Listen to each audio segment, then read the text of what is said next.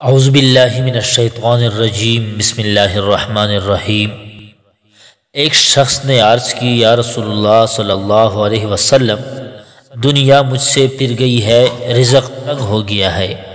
آپ صلی اللہ علیہ وسلم نے فرمایا، تم فرشتوں کی تسبیح پڑھا کرو، دنیا تمہارے پاس ذلیل و خوار ہو کر آئے گی اور تم کو غیب سے رزق ملا کرے گا۔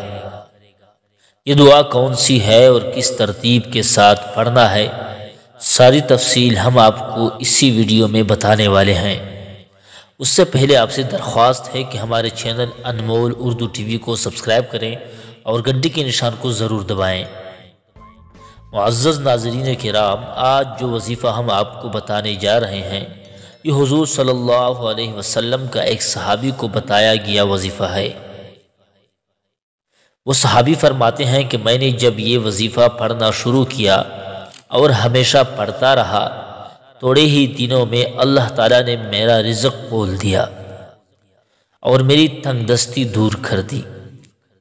دوستو، صبح کی نماز سے پہلے یا بعد 100 دفعہ سبحان اللہ و بحمدہ، سبحان اللہ العظیم و بحمدہ، استغفر اللہ پڑھنا ہے۔ اس تسبیح کے ہر کلمہ کی برکت سے اللہ تعالیٰ ایک فرشتہ پیدا کرے گا جو قیامت تک یہ تسبیح پڑھتا رہے گا اور تم کو اس کا ثواب ملا کرے گا۔ اس کے علاوہ سبحان اللہ و بحمدہ جو مرد یا عورت رات میں 100 دفعہ پڑھے گا تو اس کے سب گناہ معاف ہو جائیں گے، اگرچہ سمندر کی جھاگ کے برابر ہوں۔ اگر آپ کو ہماری ویڈیوز اچھے لگتے ہیں تو چینل کو سبسکرائب اور ویڈیو کو لائک کرنا نہ بھولیے۔ شکریہ۔